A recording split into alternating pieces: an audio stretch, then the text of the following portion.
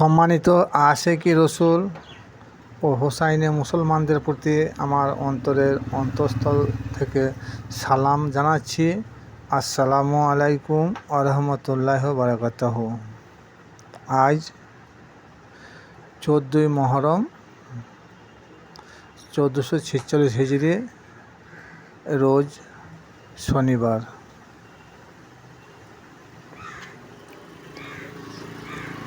মহান আল্লাহ পাক রব্বুল আলামিন তিনি মহাগ্রন্থ আল কোরআনে বলেছেন, আল্লাযিনা ইউমিনুনা বিল গায়বি। এর অর্থটা অনেকেই বলে থাকেন যে আল্লাহকে না দেখে বিশ্বাস করার নাম হচ্ছে গায়বী। যে গায়বী কথা আল্লাহ পাক রব্বুল আলামিন এখানে বলছেন, আল্লাযিনা ইউমিনুনা বিল গায়বি। মুমিন সেই যে আল্লাহকে না দেখে বিশ্বাস করে, এটা এই আয়াতের মানে এটা নয়। এর সঠিক অর্থ হলো, মুমিন তারাই আল্লাযিনা ইউমিনুনা, মুমিন তারাই বিল গায়বি, গায়বের প্রতি, অদৃশ্যের প্রতি যারা বিশ্বাস স্থাপন করে। এখানে অদৃশ্য বলতে কি বোঝাচ্ছে? আল্লাহ কিন্তু অদৃশ্য নয়। সূরা বাকারা আয়াত নম্বর 5। আল্লাহ অদৃশ্য নয়, আল্লাহ প্রকাশ বা জাহের। অনেকে বলে থাকেন যে আল্লাহকে না দেখে বিশ্বাস করার নাম হলো গায়বের প্রতি বিশ্বাস করা। এটা সম্পূর্ণ ভুল তথ্য। সূরা হাদীদে আল্লাহ বলেন, আমি জাহির। সূরা হাদীদ আয়াত নম্বর 3। গায়েব বা অদৃশ্য উহাকেই বলা হয় যাহা আজ পর্যন্ত কেউ চোখে দেখে নাই, অদেখা বস্তু, অথচ তাহা বাস্তব সত্য। যেটা আমরা আজ পর্যন্ত কেউ চোখে দেখি নাই, অথচ তাহা বিদ্যমান সত্য। এই মানাটার নাম হলো না দেখে বিশ্বাস করা। যেমন জান্নাত আছে, আল্লাহ বলেছে কোরআনে, কেউ দেখে আসি নাই আর কেউ দেখতে পাচ্ছি না, এটা বিষয় রাখতে হবে। জাহান্নাম আছে, খারাপ কর্ম করলে জাহান্নামে যাবে, ভালো কর্ম করলে জান্নাত যাবে। এই দুটির প্রতি আমাদের বিশ্বাস রাখতে হবে। এই দুটো আমরা কেউ চোখে দেখি নাই বা কেউ মরার পরকে দেখে এসে বলেও নাই। পুলসিরাতও তাই, মিজানও তাই, হাসরের মাঠ, পুনরুত্থান দিবস, কবরের আযাব, এগুলো কেহ আমরা দেখি নাই, কিন্তু বিশ্বাস রাখার নাম হলো ঈমান। ইহা সবই কোরআনে বর্ণিত, হাদিস দ্বারা নয়। হাদিস দ্বারা প্রমাণিত যে মানুষ যখন মারা যায় তখন কবরের মধ্যে সেই মৃত্যু ব্যক্তিকে 3টি প্রশ্ন করা হয়। যেমন 1 নম্বর হলো তোমার রব কে, 2 নম্বর তোমার দিন কি, 3 নম্বর তোমার রসুলকে। সঠিক উত্তর দিতে না পারলে কবর থেকে আযাব শুরু হয়ে গেল। এরকম কথা সমগ্র কোরআনে কোথাও এক জায়গাতেও উল্লেখ নাই। এটা হাদিস দ্বারা প্রমাণিত। আর হাদিস মানে হুজুরের পাক জুবানের বাণী।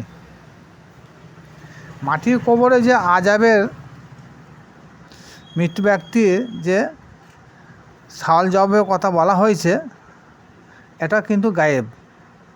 কারণ মৃত্যু ব্যক্তির যে কবরে সওয়াল জবাব করা হবে, এটা কেউ তো আমরা দেখে আসি নাই আর কেউ দেখে এসে বলেও নাই যে মৃত্যুর পর কবরে দুজন ফেরেশতা আসবে আমাদের সওয়াল জবাব করবে, এরকম কথা কেউ বলে নাই। কিন্তু বলা হয়েছে হাদিস। কিন্তু হাদিসটা তো গায়েব, গায়েবের অদৃশ্য জ্ঞান আমার আল্লাহ ছাড়া কেউ জানে না। তার প্রমাণ নিচে দিচ্ছি।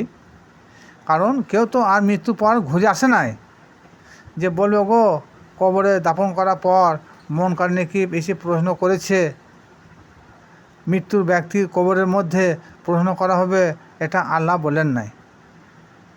মৃত্যু ব্যক্তির কবরের মধ্যে তাকে প্রশ্ন করা হবে, এটা আল্লাহ কোন জায়গায় বলেন নাই। এটা হাদিস দ্বারা প্রমাণিত।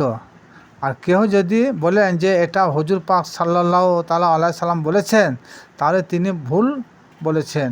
কারণ পূর্বে আলোচনায় বলা হয়েছে কবরের আযাব এবং হিসাব এই দুটি হলো অদৃশ্য। সুতরাং অদৃশ্যের খবর আমার আল্লাহ ব্যতীত জমিনে ও আসমানে কেউ জানে না।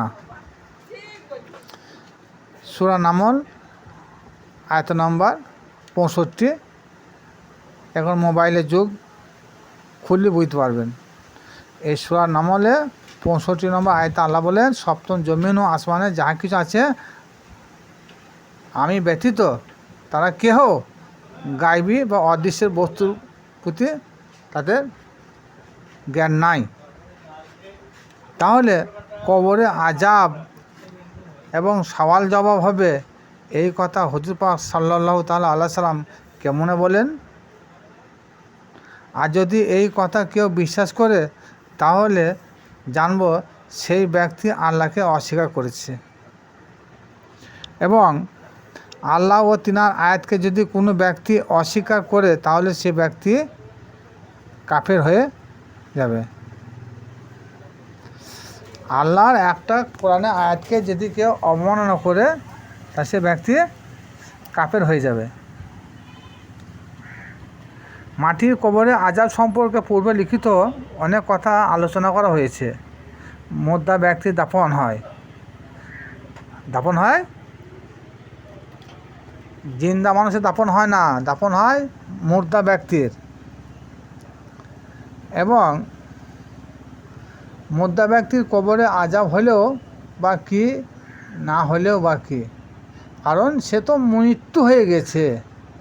যেমন একজন বিধর্মী ব্যক্তিকে মৃত্যুর পরে শ্মশানে যখন তাকে পোড়ানো হয় তখন সেই ব্যক্তি কি চিৎকার করে না? চিৎকার করে না? হাত পা ছড়ে?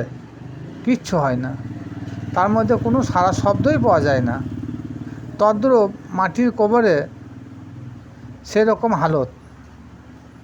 কোনো ব্যক্তি যদি বলে যে আল্লাহ তাকে পুনরায় কবরের মধ্যে জিন্দা করবে, তাহলে সেই ব্যক্তি কোরআন বিরোধী কথা বলল।